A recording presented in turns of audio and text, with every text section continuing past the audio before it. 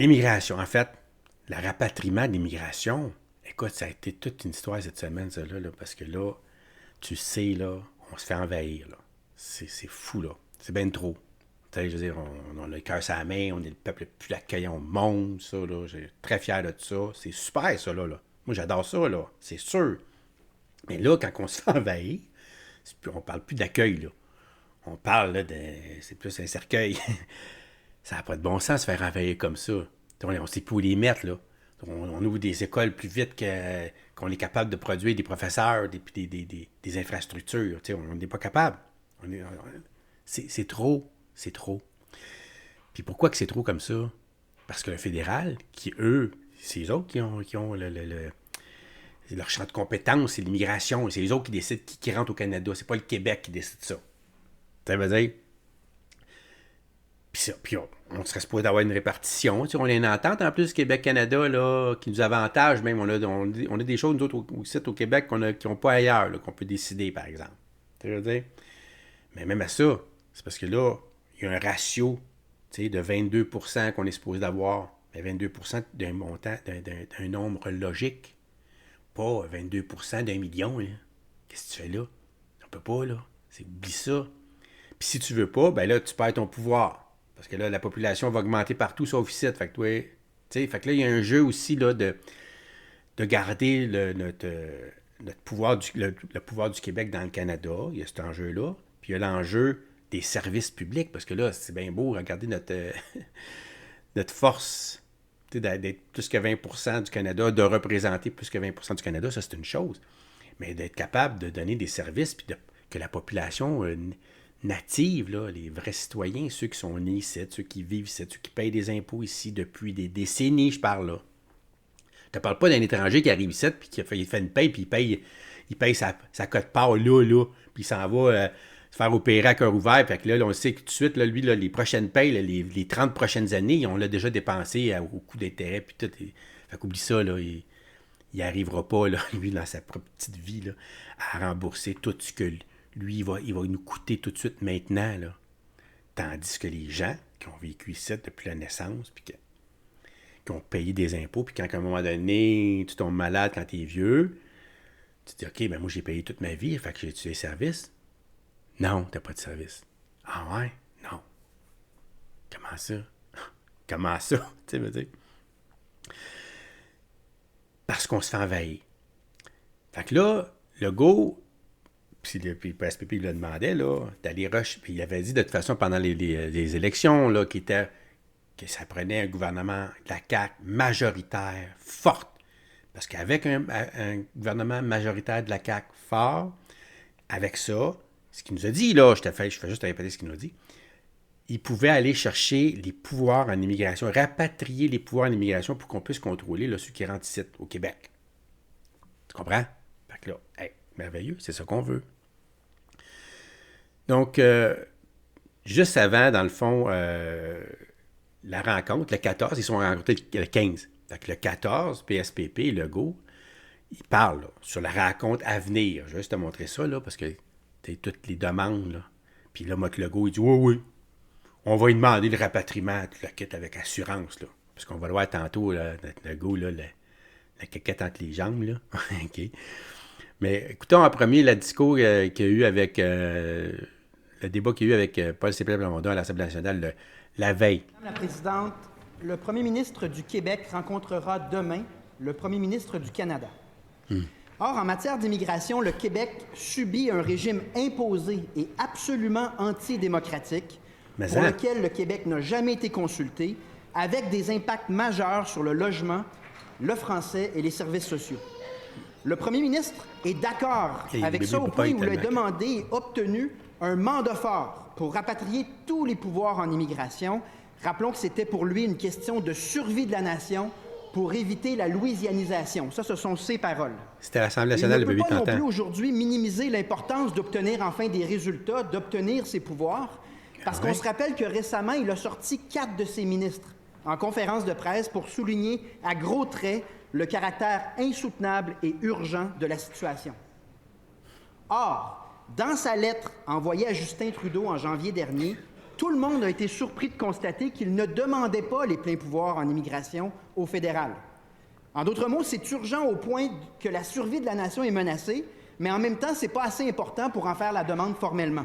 Ma question, est-ce que le premier ministre peut nous confirmer qu'il va faire la demande formelle à Justin Trudeau lors de sa rencontre de demain pour obtenir le rapatriement de tous les pouvoirs en immigration? Hein?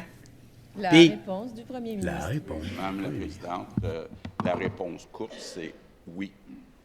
Oui, ça va faire partie des points. C'est moi qui ai demandé la rencontre avec C'est moi qui ai demandé. M. Trudeau. Puis ça va faire partie de mes demandes.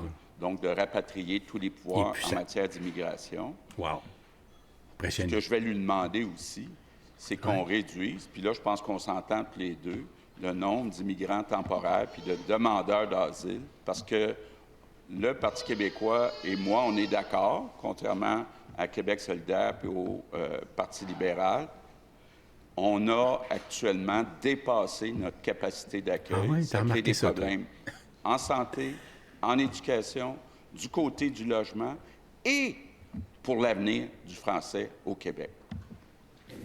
Première. Fait que là, tu sais, il est conscient, là, au moins, tu sais, on est tous d'accord, là. Même lui s'en rend compte, là, c'est parce que c'est ça qui se passe dans la société, tu penses? On est envahi, tu penses?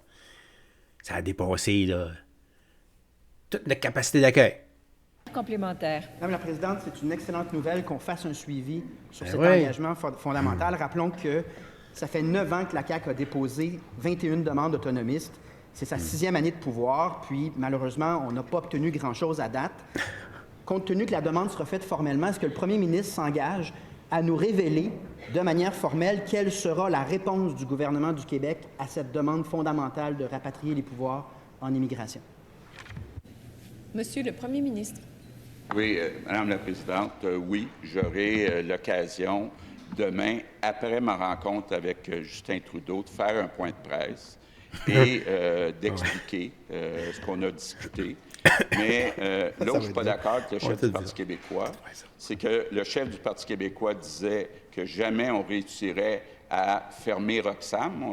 On se souvient que Jean-François Lisée voulait même planter des arbustes sur le chemin Roxham. Le chef du Parti québécois pensait aussi qu'on ne réussirait pas à remettre en place les visas mexicains. Ce qui est clair, là, c'est que oui, on a des gains, mais il y a encore beaucoup de travail à faire. Ça a des pinottes, Deuxième complémentaire. des miettes. Dans la mesure où une demande formelle sera faite demain, dans la mesure où le premier ministre s'engage à nous révéler la réponse qui viendra d'Ottawa, et dans la mesure où, sur des choses comme les transferts en santé, on a obtenu 1 milliard sur 6, dans la mesure où, sur le rapport d'impôt unique, on a obtenu un refus, dans la mesure où on a obtenu plusieurs refus, que compte faire le premier ministre si, concrètement, Justin Trudeau dit non à la demande fondamentale de rapatrier les pouvoirs en immigration, une question de survie de la nation pour le premier ministre? Ouais. Qu'est-ce que... La réponse du premier ministre. Oui, Madame la Présidente, évidemment, on va évaluer nos options.